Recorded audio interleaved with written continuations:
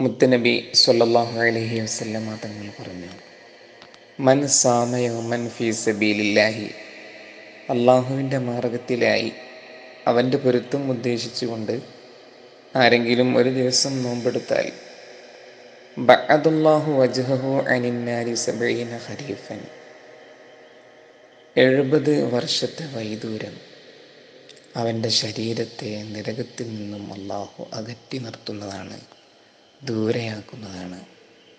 പ്രിയരെ, അള്ളാഹുവിൻ്റെ തൃപ്തി മാത്രം ഉദ്ദേശിച്ചുകൊണ്ട് ആത്മാർത്ഥമായി ഒരു ദിവസമെങ്കിലും നോമ്പെടുത്താൽ ഒരു മനുഷ്യൻ 70 കൊല്ലം നിരന്തരമായി യാത്ര ചെയ്താൽ എത്ര ദൂരം സഞ്ചരിക്കാൻ സാധിക്കുമോ, താണ്ടിക്കിടക്കാൻ കഴിയുമോ, അത്രയും ദൂരം നരകാഗ്നിയിൽ നിന്നും അവൻ വിദൂരത്താക്കപ്പെടും.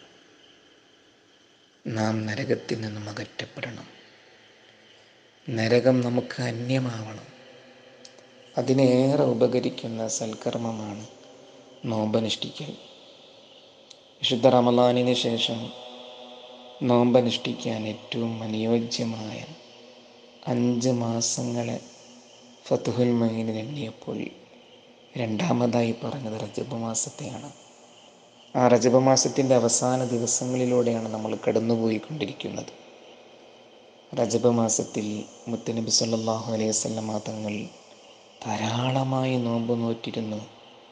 പ്രത്യേകം അവിടുന്ന് നോമ്പ് വർദ്ധിപ്പിച്ചിരുന്നു എന്ന് സ്വഹീഹ് മുസ്ലിമിലെ ഹദീസിൽ കാണാം.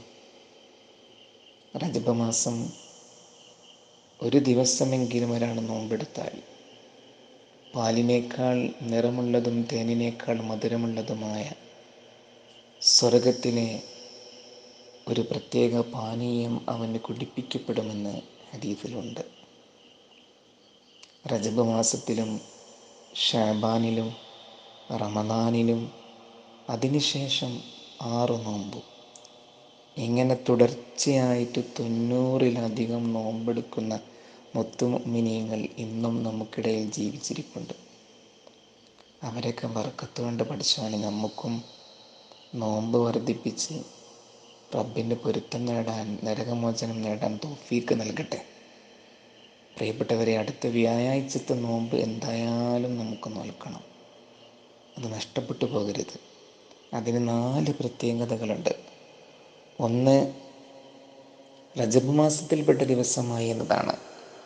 മറ്റൊന്ന്, വ്യാഴാഴ്ചയായി എന്നതാണ്. എല്ലാ വ്യാഴവും തിങ്കളും നോമ്പെടുക്കൽ സുന്നത്തുണ്ടല്ലോ.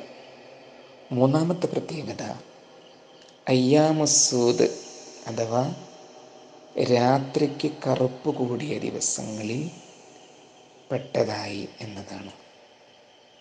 എല്ലാ അറബി മാസവും 27, 28, 29, 30 ഉണ്ടെങ്കിൽ 30, ഈ ഡേറ്റുകൾക്കാണ് അയ്യാമുസ്സൂദ് എന്ന് പറയുക. പ്രസ്തുത ദിവസങ്ങൾ നോമ്പെടുക്കൽ സുന്നത്തുണ്ടെന്ന് തുഹ്ഫയിലുണ്ട്. 4ാമത്തെ പ്രത്യേകത മിഅ്റാജിൻ്റെ നോമ്പ് എന്നതാണ്. മിഅ്റാജിൻ്റെ പകൽ നോമ്പെടുക്കൽ സുന്നത്തുണ്ടെന്ന് ബാജൂരി ഇമാം പറഞ്ഞിട്ടുണ്ട്.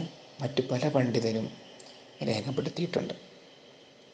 ആ ദിവസത്തിൻ്റെ എല്ലാ മഹത്വങ്ങളും കരസ്ഥമാക്കാൻ റബ്ബ് നമുക്ക് തൗഫീക്ക് നൽകുമാറാവട്ടെ.